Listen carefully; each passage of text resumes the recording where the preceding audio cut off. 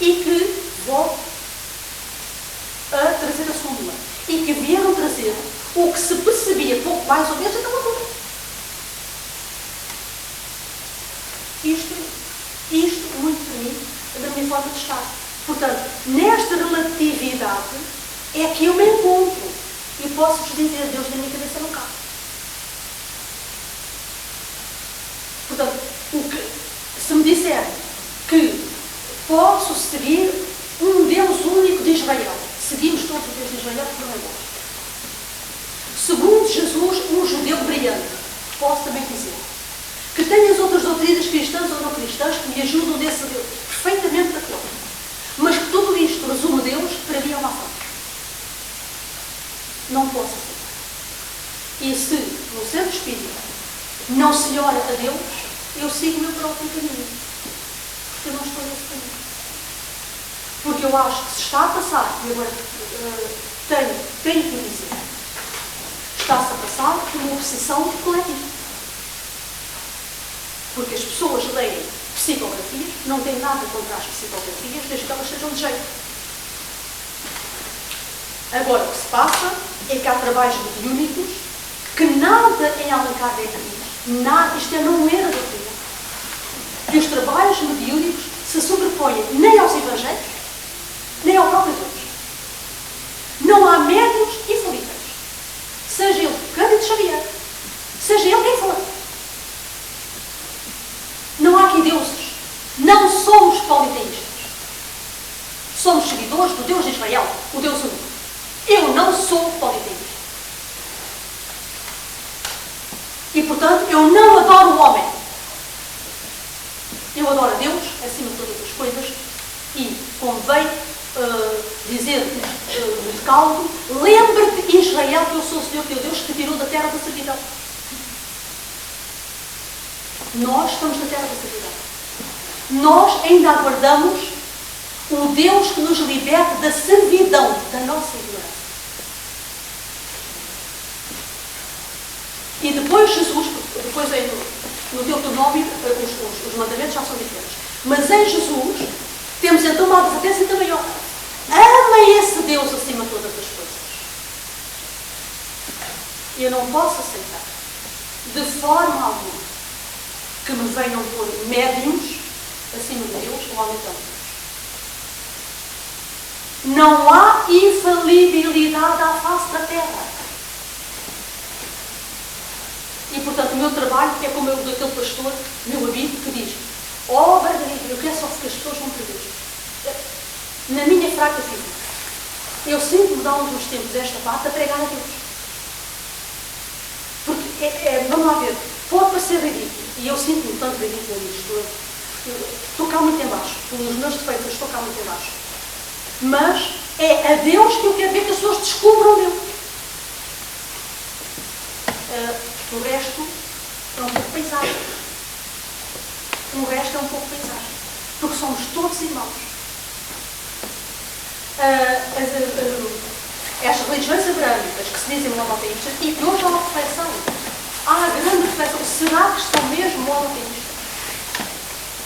A senhora das dores, a senhora daqui, o senhor dali, o senhor daqui, que as pessoas oram aqueles santos todos, e isto é uma forma de politeísmo, é uma forma de diversificar, vamos lá ver, como está, que muita gente fala espírito. Os próprios judeus se interrogam também sobre o seu monoteísmo por causa da angelologia, que é uma coisa extremamente complexa. Portanto, quando também dizem por sua vez que os hindus são politeístas, hoje os críticos, todo o estudo que se tem feito, põe em causa esse politeísmo. Portanto, não temos que nos rotular.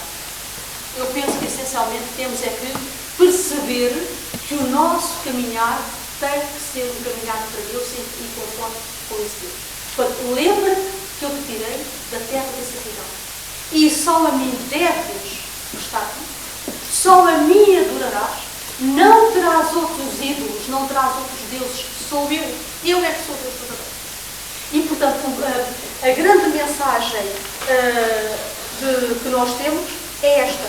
Não é contra o modo como muitas vezes se está na religião ou na igreja, mas é contra a idolatria, que é extremamente perigosa. é extremamente perigosa. Porque os centros espíritas estão cheios de ídolos. Eu hoje entro no centro e vejo ídolos. Médios muito bons. Espíritos de grande calibre de cabecinhas. E depois ninguém se entende. E eu pergunto onde é que está a luz? Mostrem-me a luz. Isto é uma vergonha. Já João Evangelista, o quarto Evangelho, dizia: temos que nos amar. E toda a gente abre a boca, dizem coisas, enfim, todos nós dizemos os nossos disparates. Como ainda outro dia ouvi a oradora, a pessoa que estava a falar, lembrou-se a falar da Igreja Católica e diz que os católicos acreditam num Deus mudo. E ainda bem que acho que estava lá o senhor que já tinha sido católico e disse: olha, que isso não é bem assim. Ai, não temos tempo que terminou a ação. Não posso responder mais.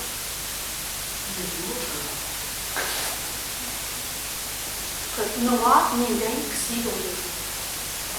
Isto não se pode. Vamos lá ver. Que depois é assim. Se a doutrina entre si, os seus membros não se respeitam, como é que respeitam as outras doutrinas? E temos que respeitar os nossos parceiros, os nossos... Volto a dizer, não há aqui superioridade à relação do outro. O Espiritismo é uma doutrina ao lado das outras. É tão boa como as outras, porque daqueles que lá estão, sejam bons ou não. Também Jesus Cristo foi a entidade mais luminosa aqui no Ocidente. Nós atribuímos bem, Jesus até disse de todos os nascidos de dentro de mulher não foi superior a Batista. Para uns, continuou a ser Messias. Jesus foi muito evoluído e em nome de Jesus o que é que se não tem feito? Portanto, tudo é bom ou mau consoante o emprego que se vai fazer do que se sabe. Agora, vamos ver. Eu penso que está na altura. Há muito tempo.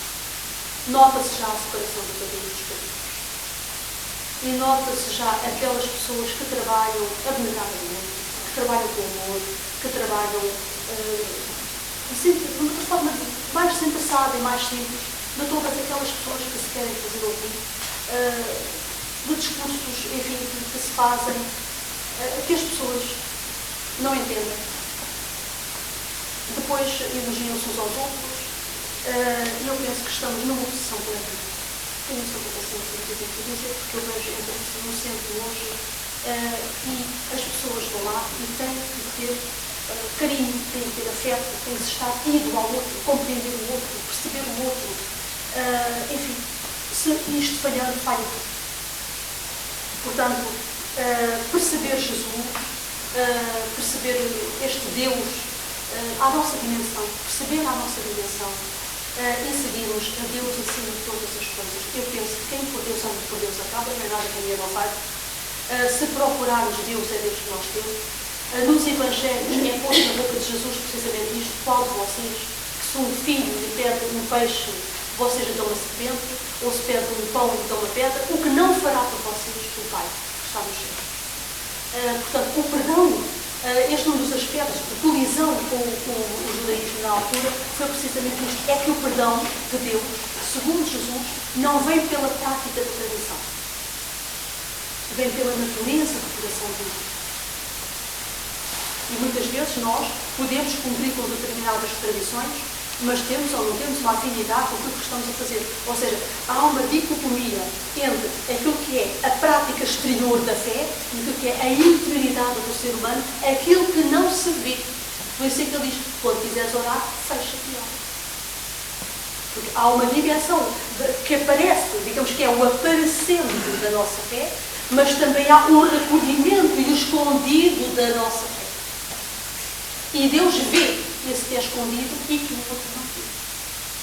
E precisamos de ter uma fé que, de facto, nos mostre que Deus nos vê por dentro, que Deus está conosco. Também não temos de ter receio, nesta sinopse, nesta suma que nos estou a fazer, não temos de ter medo de dizer: eu duvido. A dúvida e a fé não abatem. Quem é que nunca duvida? A dúvida e a fé. Nós temos um misto de crença e de ateísmo, de fé e não fé, de verdade e de mentira.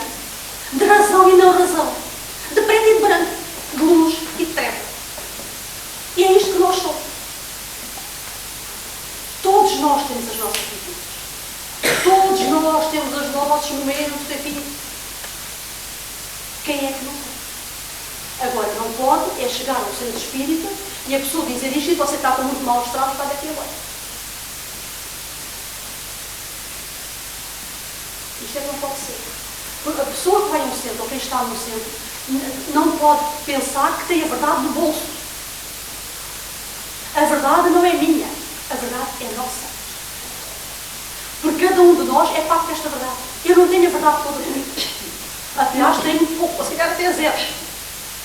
Mas a verdade é qualquer coisa que é nossa, que é partilhada. Já a fé é a mesma coisa. A minha fé é a minha fé que se desenvolve com o tal contágio do que se falava há pouco. E as doutrinas vão se misturando. As doutrinas também se vão contagiando. O judaísmo teve o contágio das outras. Jesus também não foi nada contra, veio cumprir a lei dos profetas. O espiritismo, por sua vez, também tem os contágios da sociedade. E há de fazer uma nova leitura do próprio Kardec. Há que adaptar o Kardec aos tempos de hoje. Eu não posso ter Kardec à maneira do século XIX. Eu não posso chegar a um grupo de estudos e dizer, mas olha, você como espírita, diga-me lá o que é para si, essas coisas. Olha, o espiritismo diz que, então, que o espírito é o estudo da origem, da natureza do espírito e a comunicação com a terra e com a ciência, coitado. Porque fez todo o sentido. Não estamos a dizer que não tem sentido, repare. Não estou a dizer que não tem sentido. Teve sentido numa época e que hoje, século XXI, tem que evoluir para algo mais. Todos os textos, seja do Buda, seja do taoísmo, do hinduísmo, xamanismo, isto para falar desses todos já mais esquisitos do Oriente, que as pessoas nem sabem, da própria Igreja Católica, das igrejas, estão em reformulação constante. Estão em releitura permanente. As leituras, as tais leituras espióticas, hermenêuticas e exegéticas, estão em releitura permanente. E outra coisa, é que, contrariamente ao que pensa muita gente espírita, as leituras não estão fechadas, não são portas fechadas. Cada vez se vai lendo mais o mesmo texto, cada vez que é lido, vai trazer novas reflexões à luz da nossa vida social. É evidente que uma pessoa que vive numa grande mansão tem uma leitura dos Evangelhos que não tem um indivíduo que dorme debaixo da ponte. Ou seja, nós nas nossas diferenças temos as nossas leituras. E é no confronto e no diálogo, no trocar de impressões dessas mesmas leituras que se faz a luz. Como dizia Pedro Baldo, não é da discussão que nasce a luz, porque da discussão é o argumentar. E o argumentar fica-nos entregues ao valor das palavras, em que aquele que melhor argumenta é aquele que vai vencer na discussão. Isto é um pouco o termo dos sofistas, que eu gosto muito de sofistas. Mas os sofistas era isto, a técnica da argumentação. Ora, para Pedro Baldo, não. Da discussão não nasce a luz. O que nasce não é o saber argumentar, mas é o saber ir à maturação e do entendimento da razão para se perceber o que ela está. Ora, eu vejo que nos centros espíritas o que impera é isto. Há uma leitura que está feita, ficou para a eternidade. Não pode ser. Não pode ser. Temos que dar aço, nomeadamente, às novas gerações que se interessem pela doutrina, acima de tudo, que se interessem pelos Evangelhos e, mais acima de tudo, que queiram caminhar para Deus, que nos proponham, essas gerações, as suas leituras, as suas reflexões, as suas problemáticas. Fora disso, a doutrina não é nem o próprio cristianismo não é. Portanto, não nos podemos fechar na nossa carapaça, estarmos sempre abertos a este caminho para Deus, e é isto que nós temos que ter e temos que fazer. Eu era isto mais ou menos, não queria aborrecer mais. Terminou? Terminei.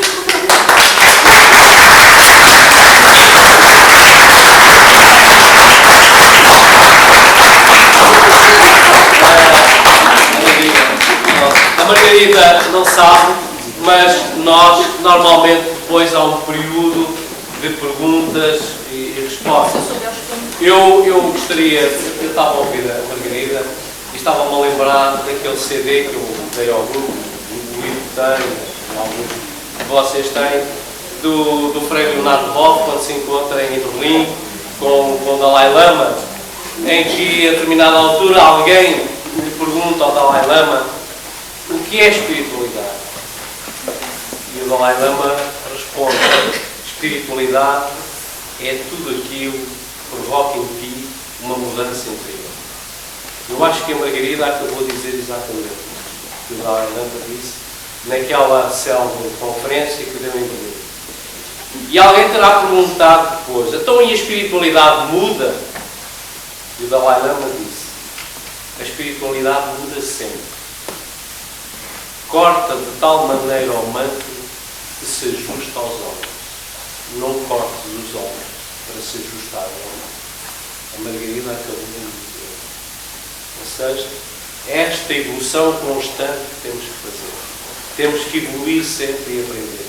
E estudar cada vez mais, não só, neste caso, nós que gostamos do Espiritismo, estudar o livro dos Espíritos e tentar cada vez mais aprender. Muito obrigado por tudo aquilo que fez. E que disse e que nos ensinou. Agora eu punha a vocês realmente as perguntas. Queres fazer alguma pergunta? Estava só a coçar a cabeça. Quem quer fazer uma pergunta à Margarida? Quer ali o nosso querido amigo. Aqui temos um amigo nosso que vem sempre às nossas palestras e é um homem da Igreja Católica, é um daqueles nossos amigos e que está sempre connosco e que nós gostamos muito. Bem, não sei se pode chamar irmã. Irmã somos todos. Pronto, eu sei, mas a referência inicial, portanto, que era a doutora. Não, não é doutora, não. Nem doutora, doutora. É assim, eu tenho aqui 3 questões e gostaria, dentro das suas capacidades, que nos desse um bocadinho de luz sobre isso. E eu refiro aqui, por exemplo, tenho 3 questões, 3 interrogações. E refiro aqui. Em nós, o que se pretende ser aquilo? Isto é uma questão. E depois, em nós, onde vamos viver? Outra questão. Em nós, nascemos intrinsecamente na fé? Outra questão. E sublime em nós. Em questão.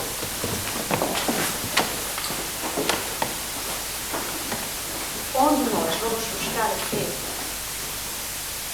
é uma das grandes questões da humanidade. Não há sociedades ideias.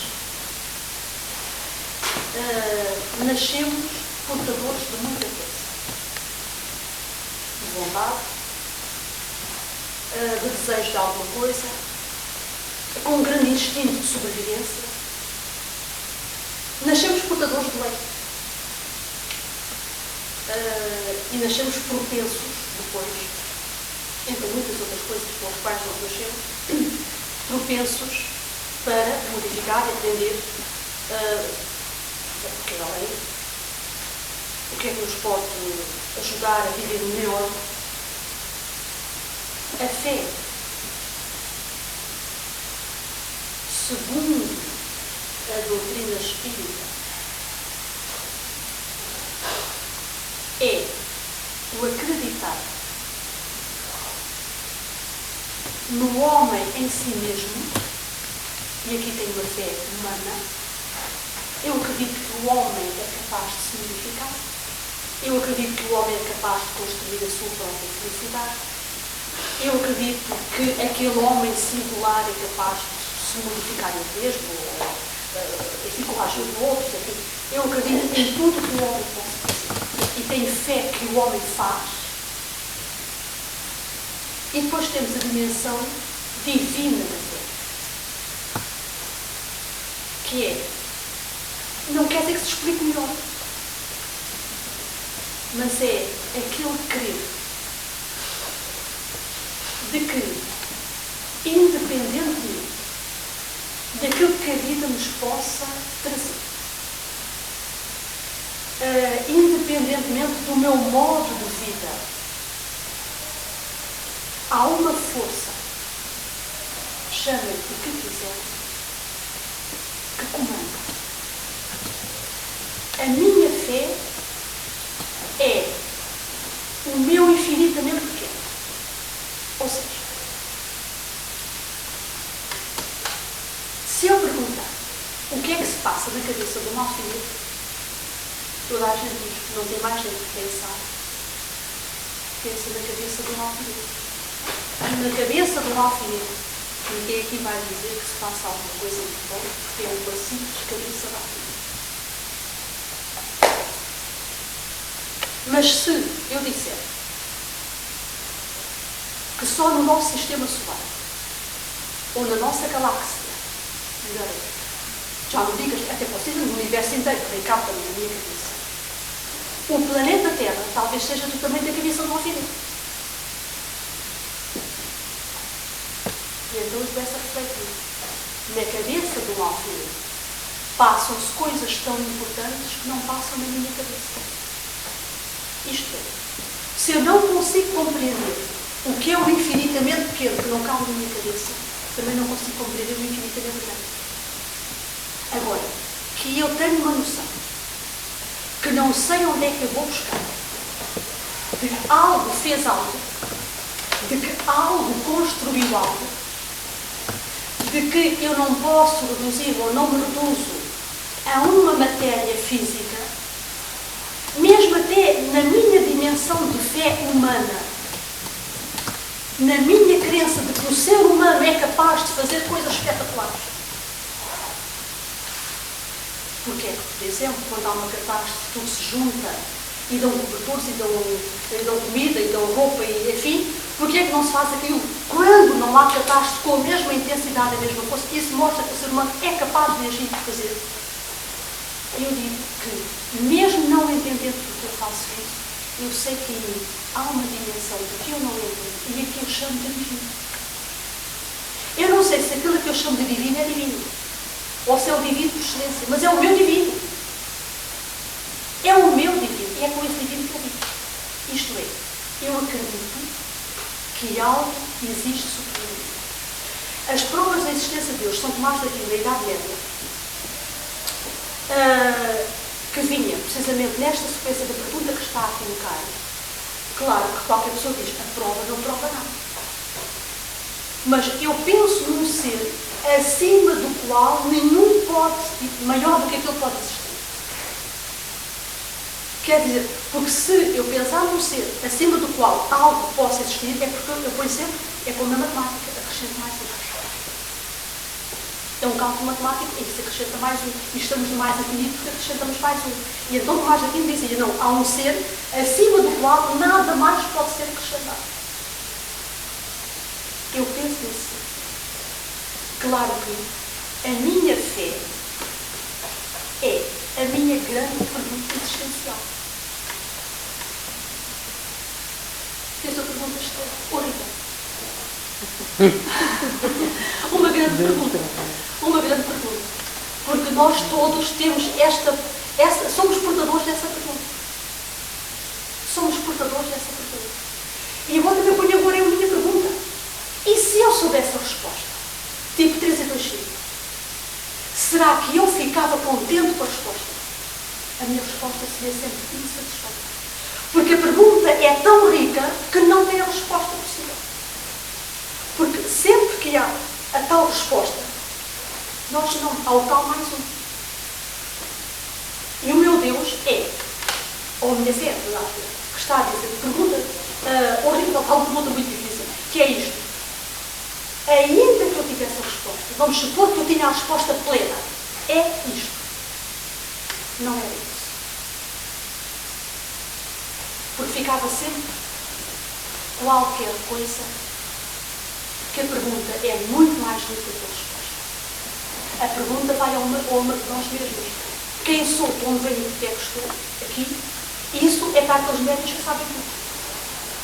Que sabem ter respostas para isso. Não é ter perguntas. A nossa fé é o que nos faz deslocar a tantas coisas e fazer até agradáveis loucuras do que muitas vezes pensávamos ter. E que descobrimos, muitas vezes, uma presença nessas alturas que nem nos daríamos conta. E dizemos, mas eu tenho esta força.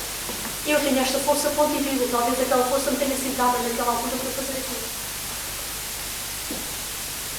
Somos muito portadores desta fé que Jesus nos fez fazer. Que não explicamos. O próprio Jesus, quando lhe perguntaram para onde é que vamos, Ele diz, olha, vigiar e orar em todo o tempo, porque vocês não sabem dia nem a hora. Isto, entre várias leituras que pode ter, é esta. Temos dificuldade, às vezes, em aceitar a ignorância de Jesus, entre aspas, porque não é uma ignorância igual à nossa. É que há coisas que só o Pai é que sabe. E Jesus, nos Evangelhos, lembra-nos para isso. Há coisas que só o Pai é que sabe. A nossa resposta fica sempre muito alta. Muito alta. Portanto, eu penso que muito mais, temos aqui a referência, ser católicos, isto ou ser aquilo, eu digo que estou toda de fundo da certeza, eu nem sei o que é que sou. Somos irmãos em Deus. Somos todos caminheiros. E aqui não há diferenças. Somos todos caminheiros. E somos todos portadores dessas perguntas. O que é a minha fé? Onde é que eu vou buscar a fé? Em que fundamentos? Porque eu posso fazer uma leitura do Evangelho sem saber a fé. Posso fazer uma leitura psicanalítica, não sei nada disso. Mas onde é que eu vou buscar esta fé? Extremamente interessante. Para refletir em tudo, onde é que eu vou buscar? Na minha fé humana, na minha fé divina. O que é isso do divino? É a pesquisa da vida de cada ser humano. O que é isso da minha fé? E outra coisa é que nós não vivemos sem fé. Não vivemos sem fé. Temos que ter alguma fé. Não sei. Quer pôr mais? Está bem? Alguém quer pôr mais alguma questão? Seguir o contrário e a minha vida distorcida. O seguir o bezerro de ouro. Não era contra a falta de fé, porque falta de fé também somos muito portadores dela. Muito portadores dela. Portanto, essa questão é a questão da raiz deste Deus único, desta deidade hebraica, que vem muito antes do povo de Israel, que vem desde os hebreus, e portanto foi esta fé que vem dizer alguém, repare-se, um povo que vem dizer, há um Deus que não tem figura, que é o maior Deus de todos. E ainda, vamos lá ver isto, de grosso modo, não é? No meio da idolatria, surge um povo que diz, há um Deus único que não é representado a figura de Deus. Esta é a nossa fé. Portanto, não era contra os ateus, contra isto que eles estavam, mas era contra o nome. Alguém quer pôr alguma questão? Eu só queria dizer o seguinte. Pouquíssimas vezes fui ao centro espírita. 2, 3, 4 vezes no máximo. E muitas vezes por palestras e publicações não disse. Mas eu tenho a dizer o seguinte. A esses centros espíritas onde fui, eu sempre declarar a Deus Jesus. Concordo que há muita coisa errada nos centros espíritas. Concordo que há muitas irregularidades que não devem haver. Concordo que há pessoas que querem realmente protagonismo. Agora, acredito piamente que há espíritas verdadeiramente crentes e absolutamente corretos e amorosos para todas as que lá vão. Mas concordo que há muita coisa que está errada. E há bocado, quando falou que também temos que acreditar que Jesus também era, também não sabia tudo, não sei tudo, eu aí digo outra coisa. Eu acredito que Jesus sabia que poderia dar essa resposta porque o homem não estava preparado para saber aquilo que ele podia responder. Portanto, Jesus era sapientíssimo, é um ser extrema luz, não é? Ele encarnou Cristo, e portanto ele sabia realmente as respostas que ele ia dar. Nós, homens, naquela altura, não estávamos preparados para as respostas que ele dava. Por isso ele usava tantas vezes as palavras, tantas vezes as metáforas. Havia muita coisa que ele fazia, precisamente para saber entender. Era só esta coisa. Mas há espíritas realmente. Sim, não, eu estou a dar razão. Isso dos centros espíritas, sim, mas isto agora não se um bocado por e atenção, eu acredito que há médiums que realmente recebem, seja lá o que for, psicografias, mensagens, eu acho que sim, que eles existem e são pessoas muito sérias, também há a possibilidade de muitos deles se deixarem e também pelo seu próprio ego, mas... Não, isso todos nós, vamos lá ver, todos nós temos tendência para algum em Deus aqui. Todos nós, não há ninguém que escape. Exatamente. Isso existe. Diz no Chico Xavier que não pessoas Sim, com certeza. Mas não entendo. não, mas vamos lá ver, as pessoas recebem o que têm que receber à sua responsabilidade. Isso em primeiro lugar. Quanto a Jesus, uma imagem que se fala agora, sempre, eu digo agora porque, vamos lá ver, está a vir para o grande público aquilo que ficava só em grupos restritos, nomeadamente em mosteiros e em grupos mais fechados, herméticos, mesmo em termos protestantes, é que a imagem, o profeta Jesus à luz do judaísmo, não é o mesmo que à luz do cristianismo. E o cristianismo fez de Jesus, vamos lá ver, deu uma imagem de Jesus muito, vamos lá ver, de um profeta muito milagrante. Ou seja, de um profeta com determinadas, viu só pelas capacidades, ou foi só visto pelos seus milagres. Até mesmo a própria Igreja Católica hoje está a ver Jesus na sua dimensão humana de judeu, não tirando com isso quaisquer capacidades à pessoa. Isto é, Jesus, vamos lá ver, como é que eu ia dizer isto? Jesus é um profeta do judaísmo, essencialmente do judaísmo, e isto hoje tem sido visto, à sua dimensão humana, e ao falar por parábolas, não foi ele que as inventou. O estilo de discurso por parábolas é um discurso farisaico, é um discurso do templo, as metáforas são discursos do templo, os tratamentos que Jesus fez, todas as curas que fez, são iguais ao paganismo do seu tempo. Não foram diferentes, nem mais, nem menos, nem coisa nenhuma. Portanto, quando ele cospe na terra, faz uma laminha com a saliva e a terra e a põe nos olhos de um doente e curou, isto é profundamente pagão. Isto é do tempo do paganismo. Não tem, as curas de Jesus não é por aí. Vamos lá ver, que Jesus vai ser mais profeta ou menos profeta.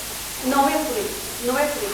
O que Jesus vai ser mais ou menos profeta é toda a sua mensagem de amor e de fraternidade que veio acrescentar ao judaísmo, tirando-lhe aquele verniz da prática exterior e implantando no homem a confiança em si mesmo no seu desenvolvimento de fé. Portanto, tanto assim que depois vão-se criar, mesmo em torno de Jesus, mesmo no ambiente pluralista do judaísmo em que ele viveu, em torno de Jesus surgem variedíssimas correntes. Variedíssimas correntes. Quando se pergunta a Jesus e entre os apóstolos, era uma questão que surgia muito frequentemente. Quem é o maior no reino de Deus? Ou quem é o maior do nosso grupo? Quer dizer, eles queriam saber quem é que ficava numa posição mais alta, mais